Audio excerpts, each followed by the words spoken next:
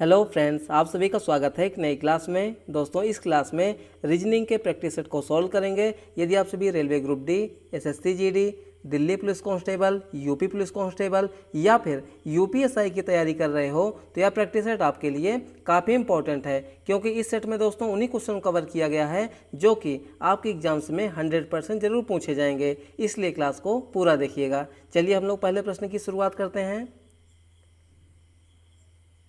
देखिए, पहला प्रश्न है, ध्यान दीजिएगा। दी गई श्रेणी में अगली संख्या ज्ञात कीजिए। नंबर सीरीज का प्रश्न है दोस्तों, कैसे सॉल्व करेंगे। देखिए, सीरीज की पहली संख्या दोस्तों कितनी है, 103, 103 के बाद 106, 106 के बाद 111, 111 के बाद 118, 118 के बाद 127 और उसके बाद प्रश्नवाचक चिन्ह। तो प्रश्नवाचक चिन्ह की जगह पे कौन सी संख्या आएगी उसी हमें बताना है। देखिए दोस्तों, 103 के बाद 106 संख्या क्या हो गई, बढ़ गई।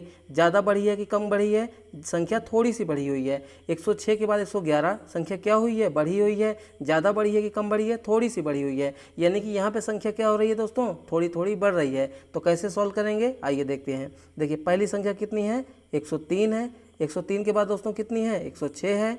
106 के बाद कितनी है, 111।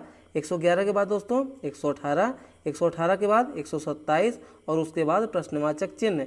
देखिए दोस्तों, 103 से 106 हम लोग कैसे पहुंच सकते हैं। आप कहोगे 103 में जोड़ दीजिए 3 को, तो कितना हो जाएगा दोस्तों, यहाँ पे 106 हो जाएगा। उसी प्रकार देखिए 106 से 111 कितना हो जाएगा दोस्तों, यहाँ पे +5 कितना हो जाएगा, +5। 111 से 118 तो यहाँ पे कितना जुड़ा हुआ है दोस्तों, जुड़ी हुई है संख्या यानी कि 7। ठीक है, यानी +7 हो गया। 118 से 127 कितना हो गया दोस्तों, यहाँ पे +9। क्या आपको यहाँ पे कोई पैटर्न दिख रहा है, आप कहोगे थोड़ा थोड़ा दिख रहा है लेकिन पूरा नहीं दिख रहा है। तो थोड़ा थोड़ा क्यों दिख रहा है, क्योंकि ध्यान दीजिएगा, यहाँ पे 3 है और यहाँ पे 5 है। तो यहाँ पे अंतर कितने का है, या संख्या कितनी बढ़ी हुई है, या फिर अंतर कितने का है, 2 का है। यहाँ पे देखिए 5 और 7 के में भी अंतर कितने का है, 2 का है। 7 और 9 में भी कितना अंतर है, 2 का अंतर है। तो आगे भी क्या हो जाएगा, 2 का अंतर, मतलब 9 में 2 जुड़ेगा दोस्तों, कितना हो जाएगा, 11 हो जाएगा। कितना हो जाएगा, 11 हो जाएगा। तो यानी कि यहाँ पे हमारा आंसर क्या बनेगा, 127 और +11, 127 + 11 कितना हो जाएगा, 138। कितना हो जाएगा, 138। तो इस प्रश्न का हमारा सही उत्तर क्या हो जाएगा, ऑप्शन नंबर ए हो जाएगा। क्या हो जाएगा, ऑप्शन नंबर ए इस प्रश्न का दोस्तों सही जवाब हो गया। ठीक है, चलिए आगे देखिए ले सवाल को। देखिए, अगला सवाल दोस्तों क्या है, एक निश्चित कोड भाषा में यदि अर्थ को VZIGS के रूप में कोडबद्ध किया जाता है तो रिवर को उस भाषा में कैसे कोडबद्ध किया जाएगा। इंपॉर्टेंट प्रश्न है, ध्यान दीजिएगा। यहाँ पे दोस्तों क्या है, अर्थ यानी EARTH यानी अर्थ को क्या लिखा गया है यहाँ पे, तो यहाँ पे लिखा गया है दोस्तों VZIGS। तो सबसे पहले हम लोग क्या करेंगे, इसी का पता लगाएंगे कि कैसे कोडबद्ध किया गया है। ठीक है, देखिए यहाँ पे दोस्तों क्या अर्थ है, यानी E है, A है, R है, T है और उसके बाद दोस्तों यहाँ पे H है। ठीक है, इसको क्या लिखा गया है, इसको लिखा गया दोस्तों यहाँ पे VZI। उसके बाद दोस्तों क्या है, G है और S है। तो ऐसे प्रश्नों को दोस्तों हम लोग कैसे सॉल्व करते हैं। देखिए, तरीका क्या होता है, तो तरीका यह होता है कि हमें जो ABCD होता है, मतलब A से लेकर के Z तक, उसका नंबरिंग मालूम होना चाहिए। जैसे कि A होता है दोस्तों यहाँ पे 1 नंबर पे, B होता है दोस्तों यहाँ पे 2 नंबर पे, C होता है 3 नंबर पे। ऐसे आपको A से लेकर के Z तक मालूम होना चाहिए। उसके अलावा क्या मालूम हो चाहिए दोस्तों, आपको मालूम हो चाहिए दोस्तों विपरीत, यानी कि जैसे A का उल्टा क्या होता है, A का विपरीत क्या होता है, Z होता है। B का विपरीत क्या होता है, Y होता है। C का विपरीत क्या होता है, X होता है। D का दोस्तों यहाँ पे W होता है। ठीक है, E का उल्टा दोस्तों V होता है। तो उसी प्रकार से हम लोग क्या करेंगे, ऐसे विपरीत वाले कॉन्सेप्ट को भी याद करेंगे और उसको भी यहाँ पे अप्लाई करेंगे। ठीक है, अब देखिए ध्यान से, यहाँ पे दोस्तों क्या है, E है, यहाँ पे V है। आपको साफ साफ दिख गया होगा। अगर आपको जो है कोड मालूम होगा, मतलब A से लेकर Z तक, तो E का उल्टा क्या हो जाता है दोस्तों, यहाँ पे E का उल्टा होता है V और V का उल्टा क्या हो जाएगा, E हो जाएगा। यानी E और V आपस में क्या होते हैं, अपोजिट यानी कि विपरीत होते हैं। A का उल्टा दोस्तों क्या होता है, Z और Z का उल्टा क्या होता है, A होता है। R का उल्टा I, I का उल्टा R होता है। T का उल्टा G, G का उल्टा T, H का उल्टा S, ठीक है, और S का उल्टा H। तो यहाँ पे दोस्तों क्या हो गया, विपरीत, यानी कि दोस्तों यहाँ पे एक दूसरे के अपोजिट, एक दूसरे के क्या है दोस्तों, ये अपोजिट है, यानी कि अक्षर क्या है, विपरीत हैं। तो हमें क्या बताना है दोस्तों, यहाँ पे हमें बताना है यहाँ पे रिवर का। किसका बताना है, रिवर का। तो निकाल लीजिए रिवर का। देखिए RIVER, तो सबसे पहले आर का उल्टा क्या हो जाएगा दोस्तों, यहाँ पे ध्यान दीजिएगा, स्मार्ट तरीका बता रहा हूँ। आर का उल्टा क्या होता है, आई होता है, ठीक है। और यहाँ पे देखिए आर का उल्टा क्या होता है, आई होता है। यानी कि हमारा ऐसा जो है ऑप्शन सही होगा जिसके शुरुआत में दोस्तों आई हो और लास्ट में भी क्या हो, आई हो। देखिए पहले वाले में यू है, यहाँ पे वी है, गलत हो गया। यहाँ पे देखिए वी है, यू है, ये भी गलत हो गया। हमारे बी और सी वाले ऑप्शन अभी बचे हुए हैं। देखिए यहाँ पे दोस्तों क्या हो जाएगा, यहाँ पे आई का उल्टा क्या होगा, आर होगा, ठीक है। वी का उल्टा क्या होगा, ई होगा। देखिए हमारे इस वाले में आई आर यू है, यहाँ भी गलत हो गया। तो बचा हुआ ऑप्शन हमारा कौन सा, बी वाला बिल्कुल करेक्ट हो जाएगा। यहाँ पे पूरा इसको कर लीजिए, ई का उल्टा क्या हो जाएगा, वी हो जाएगा। यानी कि ऑप्शन नंबर बी में ध्यान दीजिएगा, ऑप्शन नंबर बी में जो विकल्प जो जो अक्षर दिए गए हैं सेम टू सेम यहाँ पे हमारे आ गए हैं। तो इस प्रश्न का सही उत्तर क्या हो गया, ऑप्शन नंबर बी हो गया, ठीक है। चलिए आगे देखिए अगले सवाल को। देखिए अगला सवाल दोस्तों हमारा दिशा और दूरी चैप्टर का प्रश्न है। ध्यान दीजिएगा, काफ़ी लंबा सवाल है लेकिन बहुत ही इंपॉर्टेंट सवाल है। ये सवाल दोस्तों आप लोग स्टार मार्क कीजिएगा आपको इस मतलब सवाल में। वैसे तो दिशा और दूरी के जो सवाल होते हैं ज़्यादा डिफिकल्ट नहीं होते हैं, लेकिन ये सवाल दोस्तों अच्छे लेवल का है। ध्यान दीजिएगा, विनायक दक्षिण में 5 मीटर चलता है और फिर वह अपनी बाईं ओर मुड़ता है और 12 मीटर चलता है। इसके बाद वह फिर से दक्षिण की ओर मुड़ता है और 8 मीटर चलता है। फिर वह अपने दाईं ओर मुड़ता है और 15 मीटर चलता है। वह अपने प्रारंभिक बिंदु के संदर्भ में विनायक अब किस दिशा में है। यानी कि जहाँ से चला था और जहाँ पे पहुँच गया है वो दिशा कौन सी है, मतलब जहाँ से चला था उसके संदर्भ में जहाँ पहुँचा हुआ है। तो चलिए यहाँ पे सबसे पहले देखते हैं दोस्तों। देखिए दक्षिण में दोस्तों यहाँ पे कितना चलता है, 5 मीटर। ध्यान दीजिएगा दक्षिण में कितना चलता है, 5 मीटर। तो कैसे सॉल्व करेंगे, आइए देखते हैं। सबसे पहले दिशा और दूरी चैप्टर का प्रश्न है दोस्तों। तो सबसे पहले आपको क्या होना चाहिए, दिशाओं का नॉलेज होना चाहिए कि मतलब मैप में दिशाएं कहाँ कहाँ होती हैं, ठीक है। देखिए मैप में दोस्तों ऊपर की ओर कौन सी दिशा होती है, उत्तर, जिसको हम लोग नॉर्थ कहते हैं, ठीक है। नीचे की ओर कौन सी दिशा होती है, दक्षिण, जिसको हम लोग साउथ कहते हैं। दाहिने की तरफ में कौन सी दिशा होती है, पूर्व, जिसको हम लोग ईस्ट कहते हैं। और बाएं हाथ की तरफ में कौन सी दिशा होती है, वेस्ट, जिसको हम लोग पश्चिम कहते हैं, ठीक। अब देखिए कैसे सॉल्व करेंगे। देखिए विनायक दक्षिण में 5 मीटर चलता है, तो मान लीजिए ये है पॉइंट, ठीक है। ए पॉइंट से चलना शुरू किया और 5 मीटर चलेगा, ठीक है ना। कितना चलेगा, ये 5 मीटर चल चुका है। उसके बाद क्या किया उसने, ध्यान दीजिएगा, वह जो है बाईं ओर मुड़ता है और कितना चलता है, 12 मीटर। तो दक्षिण का बायां क्या हो जाएगा, दक्षिण का बायां, तो दक्षिण का बायां हो जाएगा दोस्तों यहाँ पे पूरब। कितना हो जाएगा, पूरब। और कितना चलेगा ये चलेगा 12 मीटर। कितना चलेगा, 12 मीटर। उसके बाद क्या किया दोस्तों उसने, ध्यान दीजिएगा, इसके बाद वह फिर से दक्षिण की ओर मुड़ता है और 8 मीटर चलता है। यानी पूरब की ओर चल रहा है, तो उस किधर से मुड़ेगा, नहीं दक्षिण की ओर। कितना चलेगा, 8 मीटर। तो मान लीजिए कि ये हो गया दोस्तों यहाँ पे 8 मीटर। कितना हो गया, 8 मीटर।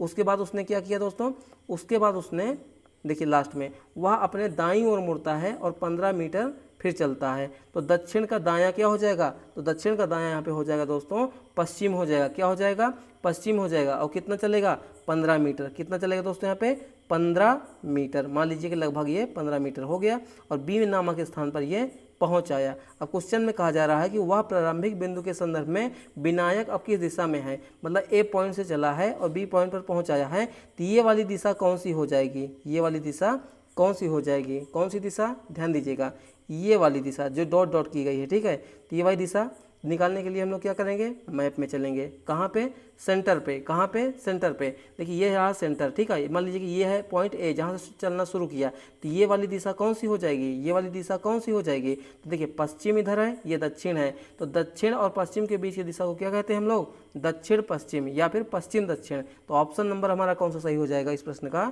डी हो जाएगा। यानी कि प्रारंभिक बिंदु के संदर्भ में विनायक अब किधर है, दक्षिण पश्चिम दिशा में। ऑप्शन नंबर डी इस प्रश्न का बिल्कुल करेक्ट आंसर हो जाएगा, ठीक है।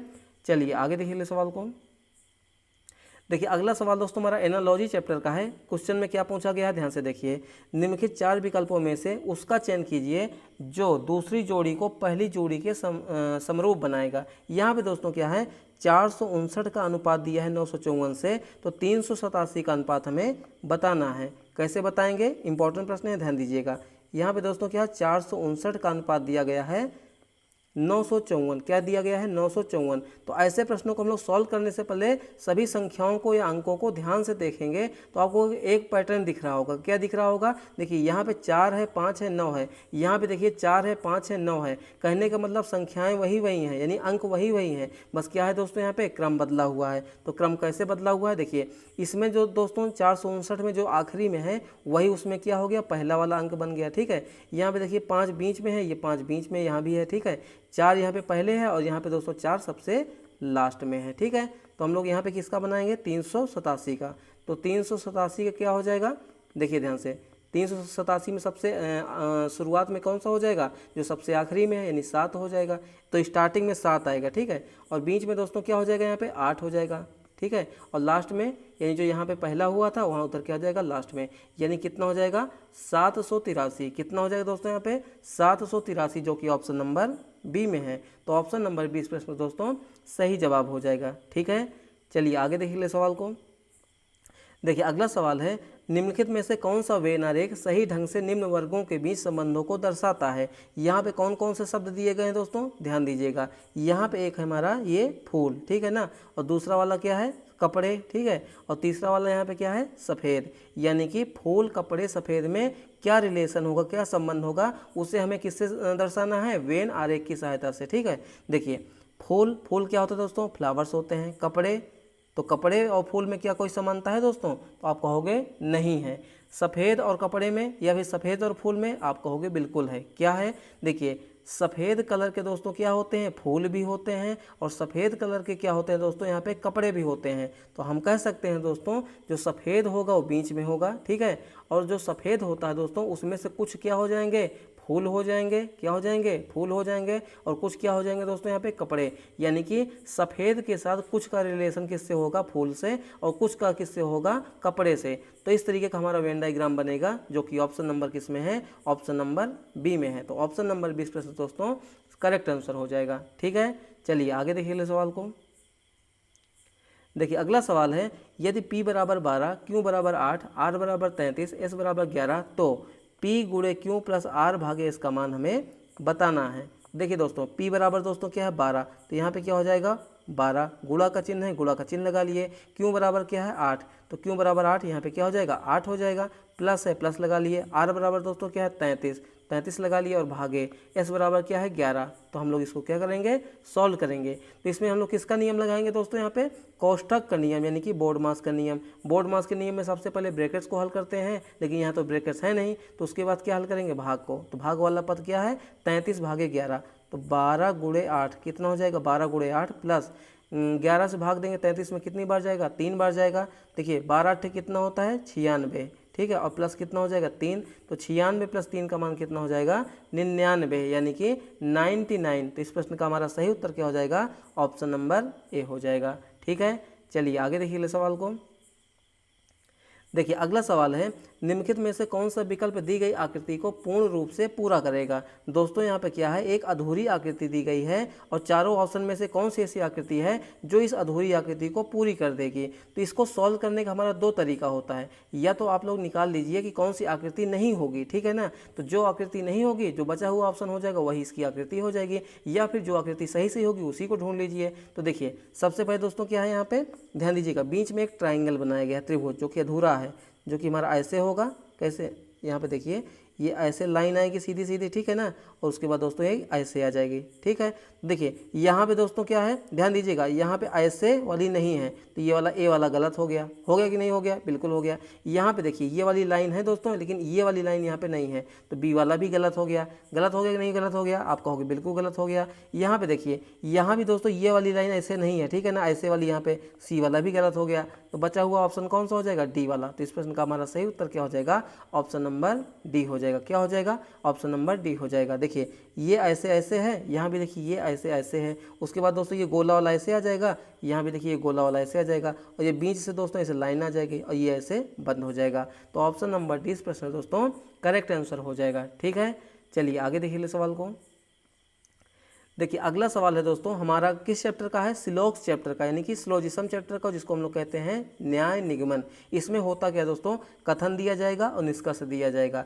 इस प्रश्न को दोस्तों सॉल्व करने के दो तरीके हैं, एक 100 और 50 का मेथड होता है और एक सबसे आसान जो होता है वो होता है वेन डायग्राम, यानी कि वेन आरेख। देखिए वेन आरेख चैप्टर अलग है और सिलोक्स चैप्टर अलग है, लेकिन वेन जो सिलोक्स चैप्टर है यानी न्याय निगमन चैप्टर है, जिसको हम लोग कथन निष्कर्ष भी कहते हैं, इस चैप्टर क्वेश्चन को हम लोग वेन आरेख की सहायता से ही 90% सॉल्व करते हैं। बाकी अगर आप लोग 100-50 वाला मेथड से भी करेंगे तो भी वो हो जाएगा, लेकिन उसके लिए क्या करना होगा, हमें पूरी तरीके से पढ़ना होगा, तभी हम लोग कर पाएंगे। तो आप लोग क्या कीजिएगा, वेन आरेख की सहायता से ही सॉल्व कीजिएगा। देखिए कथन में क्या है दोस्तों, यहाँ पे कुछ मेज पुस्तकें हैं, यहाँ पे क्या है, कुछ मेज पुस्तकें हैं, सभी पुस्तकें कुर्सियाँ हैं। तो सबसे पहले इसका हम लोग बनाएंगे वेन डायग्राम। देखिए जो मेज और पुस्तकें हैं उनमें हमारा वेन डायग्राम बनेगा, लेकिन कुछ का, यानी कुछ हिस्सा मेज का पुस्तकों में जाएगा और कुछ जो है पुस्तकों का मेज में आएगा। तो हम कह सकते हैं दोस्तों, मान लीजिए ये है मेज, क्या है दोस्तों, यहाँ पे मेज है, ठीक है ना।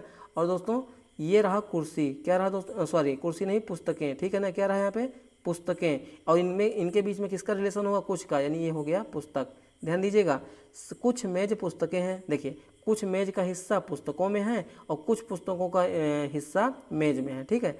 सभी पुस्तकें कुर्सियां हैं, जो सभी पुस्तकें हैं दोस्तों क्या हैं, वो कुर्सियां हैं, यानी कि ये जो पुस्तक है ये सभी पुस्तक क्या हो जाएंगे, कुर्सियों वाले वेन डायग्राम के अंदर हो जाएंगे। ये वायलेट वाला क्या है, कुर्सी है, ठीक है।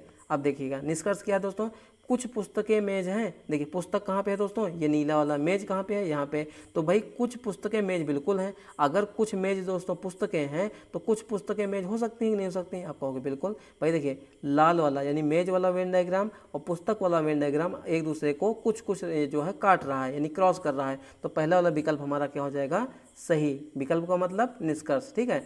दूसरा देखिए कुछ कुर्सियाँ पुस्तकें हैं। अब देखिए दोस्तों कुर्सियाँ पुस्तकों में आप लोग कंफ्यूज हो जाओगे। देखिए कुर्सियाँ ये वायलेट वाला यानी बड़ा वाला और पुस्तकें कहाँ पे है, नीला वाला। अब देखिए बड़े वाले वेन डायग्राम, कुर्सियों वाले वेन डायग्राम के अंदर क्या है, पुस्तकों का वेन डायग्राम है, ठीक है।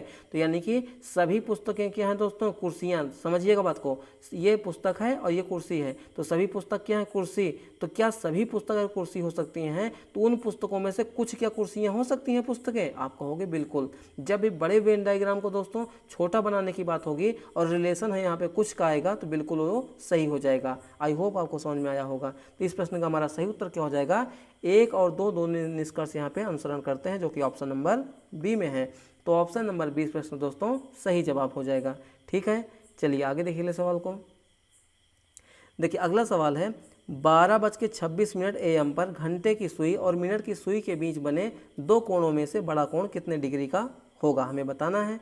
इस प्रश्न को दोस्तों हम लोग दो तरीके से सॉल्व कर सकते हैं। एक तो हमारा ट्रिक कह सकते हैं, लेकिन उसमें आपको याद करना पड़ेगा। मैं कहूँगा कि ऐसे प्रश्नों को आप लोग डायरेक्ट फार्मूले से कीजिए। तो फार्मूला क्या होता है, थीटा, यानी कोण बराबर क्या हो जाएगा, 60h। कितना हो जाएगा, 60h माइनस 11m, और बटे में क्या हो जाएगा, 2 हो जाएगा।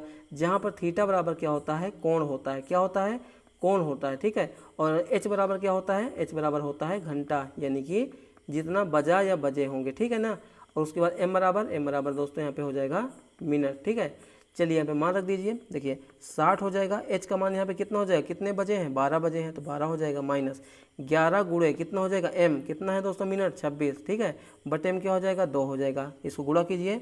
देखिए वर्षंग कितना हो जाएगा, 72, यानी 720 माइनस 11 गुणे 26, तो 11 छक्के 66 हासिल 6, 11 दूना 22, 22 से कितना हो जाएगा 28, यानी 720 माइनस 286। तो घटाइए 720 में से 286, तो 0 में से 6 नहीं जाएगा, उधार लेंगे, 10 में से 6 गया हो जाएगा 4। उसके बाद 11 में से दोस्तों यहाँ पे 8 जाएगा, कितना हो जाएगा 3, ठीक है। और उसके बाद दोस्तों कितना 6 में से 2 गया, कितना हो जाएगा 4, कितना हो जाएगा दोस्तों यहाँ पे 4। और बटे में क्या हो जाएगा यहाँ पे 2 से काटिए इसको। देखिए 2 से काटेंगे, 2 दूना 4, 2 एक अन्नम 2, 214, कितना हो गया 217 डिग्री, कितना हो गया 217 डिग्री, जो कि ऑप्शन नंबर, ये ऑप्शन नंबर बी नहीं होगा, ये ऑप्शन नंबर सी हो जाएगा, मिस्टेक से हो गया है, ठीक है। तो यानी कि 217 वाला हमारा बिल्कुल करेक्ट आंसर हो जाएगा, ठीक है, ऑप्शन नंबर सी हो जाएगा। तो राइट आंसर 217 डिग्री हो जाएगा, ठीक है। चलिए आगे देखिए सवाल को। देखिए अगला सवाल दोस्तों है, ZW की बेटी है, LW की पत्नी है, KL के पिता हैं, KZ का क्या होगा, यानी कि रक्त संबंध चैप्टर का प्रश्न है, ब्लड रिलेशन चैप्टर का है। कैसे हल करेंगे आइए देखते हैं। देखिए जेड जो है डब्लू की बेटी है, यानी कि जो जेड है वो किसकी बेटी है, डब्लू की, यानी कि जो डब्लू है उसकी बेटी कौन हो गई यहाँ पे, जेड हो गई। ठीक है, समझिएगा बेटी है। ठीक है, अब देखिए आगे, आगे क्या है, एल डब्लू की पत्नी है, जो एल है वो डब्लू की पत्नी है, यानी कि जो डब्लू हो जाएगा वो क्या हो जाएगा, ये हो जाएगा दोस्तों पति हो जाएगा। क्या हो जाएगा, पति, और किसका, एल का। ठीक है, तो एल क्या है दोस्तों यहाँ पे, पत्नी है, यानी कि समझिएगा बात को, जो जेड है वो डब्लू उसका क्या लगेगा, यानी पिता लगेगा। क्या लगेगा, पिता लगेगा। अब देखिए आगे, आगे क्या है, के एल के पिता हैं, जो के नामक व्यक्ति हैं वो एल के क्या है दोस्तों यहाँ पे, पिता हैं। कौन है दोस्तों यहाँ पे, पिता हैं। अब क्वेश्चन में कहा जा रहा है के जेड का क्या होगा, मतलब कि ये जो के है वो जेड का क्या होगा, तो आप बताइए। देखिए आप जेड हो, ठीक है ना, मतलब कि आप जेड हो, आपके जो पिता हैं वो डब्लू हैं, और जो मतलब आपके पिता हैं उनकी जो पत्नी है एल, तो यानी कि हम कह सकते हैं दोस्तों यहाँ पे जेड जो है, जेड की एल क्या लगेगी, यानी जेड की एल लगेगी दोस्तों यहाँ पे मम्मी, यानी कि माँ लगेगी। तो आपकी माँ के जो पिता हैं आपके क्या लगेंगे, तो नाना लगेंगे। क्या लगेंगे, नाना। तो इस प्रश्न का सही उत्तर हमारा क्या हो जाएगा, ऑप्शन नंबर बी हो जाएगा। देखिए अगर दोस्तों यहाँ पे आप जो है किसके बेटी हो, डब्लू के बेटी हो, ठीक है ना, और एल जो है पत्नी है किसकी, डब्लू की, तो यानी कि एल जो है आपकी क्या लगेंगी, मम्मी लगेंगी, और आपकी मम्मी के जो पिता के हैं वो आपके क्या लगेंगे, आपके लगेंगे नाना जी। तो इस प्रश्न का सही उत्तर हमारा क्या हो जाएगा, ऑप्शन नंबर बी हो जाएगा। ठीक है, तो ये रहे आज के हमारे मोस्ट इंपॉर्टेंट क्वेश्चन। दोस्तों क्लास आपको कैसी लगी अपना फीडबैक दीजिएगा। चैनल पे नए हैं तो चैनल को सब्सक्राइब कीजिए और लाइक भी कीजिए। ठीक है, आपसे एक सजेशन लेना चाहते हैं, यानी सुझाव, क्या हम जो है 10 क्वेश्चनों की संख्या को 15, 20, 25 कितना कर सकते हैं, आप लोग जो है अपना राय कमेंट में दीजिएगा, जिससे कि आप लोग जो है क्लास को पूरी तरीके से मतलब कि ले सकें। कहने का मतलब क्या है कि आप सोचते हो कि 10 ही क्वेश्चन को यहाँ पे सॉल्व कराया गया। देखिए आपका रिस्पांस अगर अच्छा रहेगा तो यहाँ पे दोस्तों हम लोग क्या करेंगे, 25 क्वेश्चन को भी शामिल कर सकते हैं, वो आपके रिस्पॉन्स के ऊपर है। ठीक है, अगर आप लोग सपोर्ट करते रहेंगे मतलब कि इस चैनल को, तो आप लोग जो है फ्री ऑफ कॉस्ट, चाहे आप यूपी पुलिस कांस्टेबल की तैयारी कर रहे हो, एसएससी जीडी की, दिल्ली पुलिस कांस्टेबल की, यूपीएसआई की, आरआरबी ग्रुप डी, एनटीपीसी, जितने भी एग्जाम होने वाले हैं, या फिर भविष्य में आरपीएफ कांस्टेबल एसआई की भी आने वाली है वैकेंसी, तो जिस किसी भी की तैयारी कर रहे हैं तो आप फ्री ऑफ कॉस्ट रीजनिंग से सिलेक्शन ले सकते हैं, क्योंकि सभी में रीजनिंग का अच्छा खासा वेटेज है। यानी कि यूपी पुलिस कांस्टेबल में दोस्तों तो 55 से 57 नंबर पूछा जाता है। तो आप लोग क्या कीजिएगा, चैनल को सब्सक्राइब कर लीजिए, जिससे कि आप लोग डेली क्लास लेते रहें। चलिए मिलते हैं नेक्स्ट क्लास में, तब तक के लिए आप सभी को